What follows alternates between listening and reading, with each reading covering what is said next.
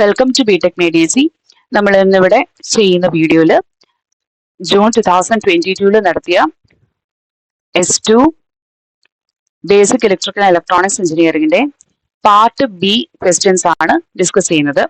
Part B ക്വസ്റ്റ്യൻസിലെ തന്നെ module 2 problems ആണ് നമ്മളിപ്പോൾ പറയാൻ പോകുന്നത്. അപ്പോൾ തന്നിരിക്കുന്ന ക്വസ്റ്റ്യൻ എന്താണെന്ന് വായിക്കാം.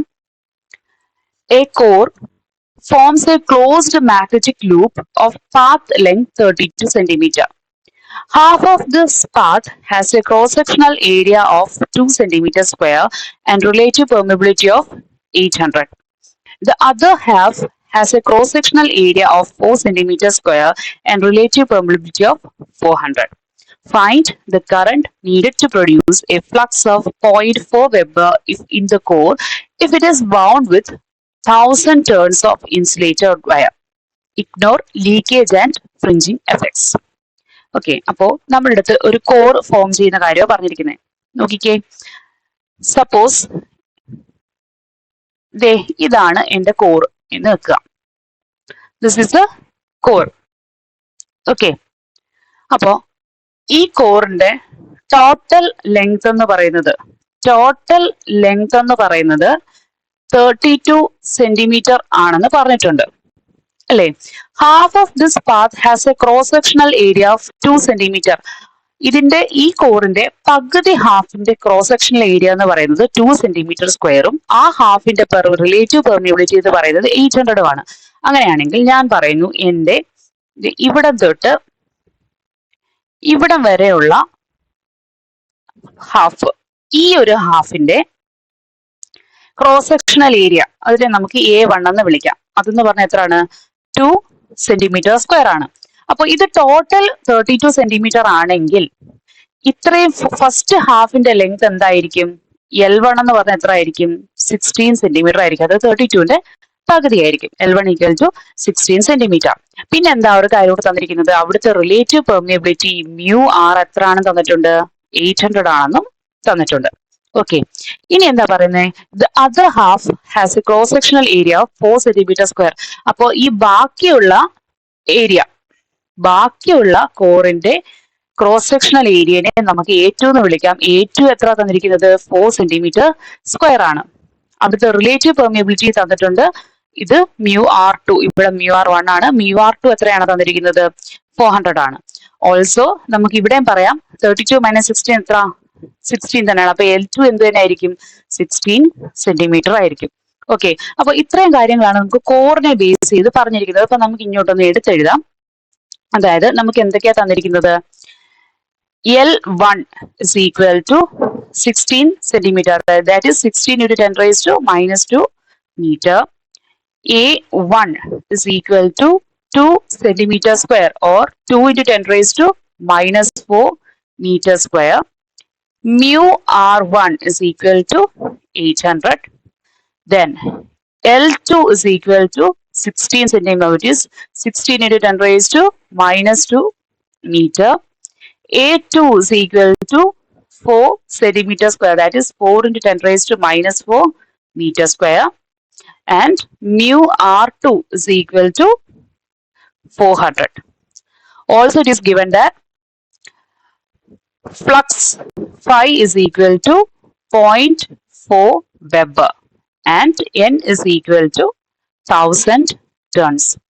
ഓക്കെ, അപ്പൊ നമ്മളുടെ അടുത്ത് കണ്ടുപിടിക്കാൻ പറഞ്ഞിരിക്കുന്നത് കറണ്ട് ആണ്.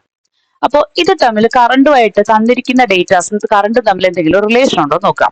അപ്പൊ നമുക്കറിയാവുന്ന ഒരു റിലേഷൻ എന്ന് പറഞ്ഞാൽ MMFന്റെ ഇക്വേഷൻ എന്താണ്? MMF എന്ന് പറഞ്ഞാൽ N × I ആണ്. അതേപോലെ MMF വേറെ ഇക്വേഷൻ ഉണ്ട്. എന്താണ്? Phi × S. ഇങ്ങനെ എഴുതാമല്ലോ. അതായത് MMFന്റെ രണ്ട് ഇക്വേഷൻ ആണ് NIയും Phi-S-ഉം. അപ്പം NI ഈക്വൽ ടു Phi-S എന്ന് എഴുതാമല്ലോ. അങ്ങനെയാണെങ്കിൽ ഇതിൽ നിന്ന് നമുക്ക് എന്ത് കണ്ടുപിടിക്കാം? I is equal to Phi × S divided by N എന്ന് പറയാം. അപ്പോൾ ഇവിടെ ശ്രദ്ധിക്കേണ്ടുന്ന ഒരു കാര്യം എന്ന് പറഞ്ഞാൽ ഇവിടെ നമ്മളുടെ എസിന്റെ വാല്യൂ കണ്ടുപിടിക്കണമെങ്കിൽ നമുക്ക് ഇപ്പൊ രണ്ട് ഹാഫിനും രണ്ട് ഏരിയ ക്രോസ് സെക്ഷനും കാര്യങ്ങളും ആണെന്ന് പറഞ്ഞു. അപ്പൊ രണ്ട് ഹാഫിനും സെപ്പറേറ്റ് റിലക്റ്റൻസ് ആയിരിക്കും ഉണ്ടാവുന്നത് അല്ലെ. അതായത് ഇവിടെ എസിന്റെ വാല്യൂ എന്തായിരിക്കും? S1 + S2 ആയിരിക്കും. അങ്ങനെയാണെങ്കിൽ നമ്മളുടെ ഫസ്റ്റ് എയിം എന്ന് പറഞ്ഞാൽ എന്താണ്?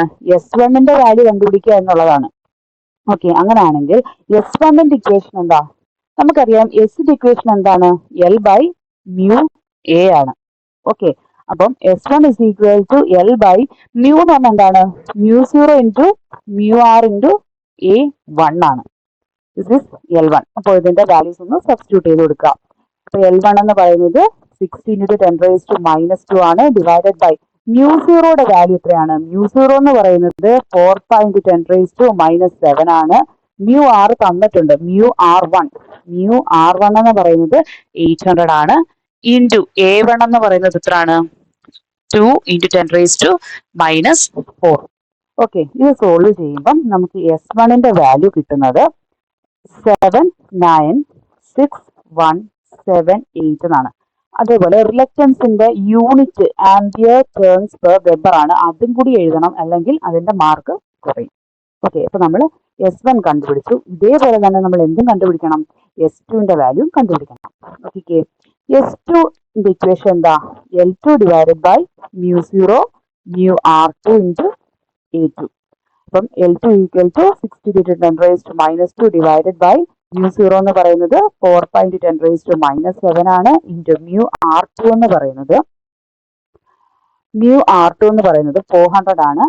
400 ഇൻറ്റു A2 എന്ന് പറയുന്നത് 4 cm² ആയിരുന്നല്ലേ? അത് 4 ഇൻറ്റു 10⁻⁻4. ഓക്കെ, ഇത് സോൾവ് ചെയ്യുമ്പോൾ നമുക്ക് കിട്ടുന്നത് ആൻസർ എന്ന് പറയുന്നത് 79617 ആംപിയർ ടേൺസ് പെർ വെബർ. അത് നേരത്തെ കിട്ടിയ സെയിം ആൻസർ തന്നെയാണ് ഇവിടെ വരുന്നത്. അപ്പൊ നമുക്ക് S1 കിട്ടി, S2 കിട്ടി. അങ്ങനെയാണെങ്കിൽ ടോട്ടൽ റിലക്റ്റൻസ് S എന്താണ്? S1 plus S2 is equal to 79617 plus 79617. ഇത് ആഡ് ചെയ്യുമ്പോൾ നമുക്ക് എന്ത് കിട്ടും? 1592356 ആംപിയർ ടേൺസ് പെർ വെബർ എന്നായിരിക്കും നമുക്ക് കിട്ടുന്ന ആൻസർ. ഓക്കെ, അപ്പൊ നമുക്ക് റിലക്റ്റൻസ്, ടോട്ടൽ റിലക്റ്റൻസ് കിട്ടിക്കഴിഞ്ഞെങ്കിൽ നമുക്ക് എന്ത് ചെയ്യാം? MMFന്റെ ഇക്വേഷൻ തമ്മിൽ ഇക്വേറ്റ് ചെയ്ത് നമുക്ക് കണ്ടുപിടിക്കാം. Ni is equal to 5 into S ആണെന്ന് പറഞ്ഞു. I എന്ന് പറയുന്നത് 5 ഇൻറ്റു എസ് ബൈ n ആണെന്ന് പറഞ്ഞു. അപ്പൊ 5യുടെ വാല്യൂ നമുക്ക് ഓൾറെഡി തന്നിട്ടുണ്ട് 0.4 എന്ന്. എസിന്റെ വാല്യൂ നമ്മൾ കണ്ടുപിടിച്ചിട്ടുണ്ട് 1592356 ഡിവൈഡഡ് ബൈ ഇതിന്റെ വാല്യൂ എത്രയാണ്? 1000 ടേൺസ് ആണുള്ളത് അല്ലെ? അപ്പൊ ഇത് ചെയ്യുമ്പോൾ നമുക്ക് കിട്ടുന്ന ആൻസർ എന്താണ്? 636.9 ആംപിയേഴ്സ്. അത്രയുമാണ് നമ്മുടെ കറണ്ടിന്റെ വാല്യൂ. ഓക്കെ, അപ്പൊ ഇത്രയും കറണ്ട് ഉണ്ടെങ്കിൽ നമുക്ക് 0.4 വെബർ ഫ്ലക്സ് പ്രൊഡ്യൂസ് ചെയ്യാൻ പറ്റുള്ളൂ. ഓക്കെ, അപ്പോൾ വളരെ സിമ്പിൾ ആയിട്ടൊരു പ്രോബ്ലം ആണ്. പക്ഷേ കൺസെപ്റ്റ് എന്താണെന്ന് കറക്റ്റ് ആയിട്ട് മനസ്സിലായെങ്കിൽ നമുക്ക് ക്വസ്റ്റ്യൻ വായിച്ചിട്ട് നമുക്ക് മനസ്സിലാക്കി എടുക്കേണ്ടത് എന്താണ് ഇവർ പറഞ്ഞിരിക്കുന്നതെന്ന്. അതിന് ഇതുപോലെയുള്ള പ്രോബ്ലംസ് സോൾവ് ചെയ്ത് തന്നെ പഠിക്കണം. എന്നെങ്കിലേ നമുക്ക് എക്സാമിൽ ചോദിക്കുന്ന ക്വസ്റ്റ്യൻ എന്താണ്, അതിന്റെ കൺസെപ്റ്റ് എന്താണ് നമുക്ക് ക്ലിയർ ആവുള്ളൂ. ഓക്കെ ആണല്ലോ? ഇതിന്റെ ഇതേപോലെയുള്ള ബാക്കി പ്രീവിയസ് ഇയർ ക്വസ്റ്റ്യൻ പേപ്പർ ഡിസ്കഷനും അതേപോലെ ഫ്രീ സ്റ്റഡി മെറ്റീരിയൽസിന് വേണ്ടിയിട്ട് www.btechmedc.com എന്ന വെബ്സൈറ്റ് സന്ദർശിക്കുക. Thank you.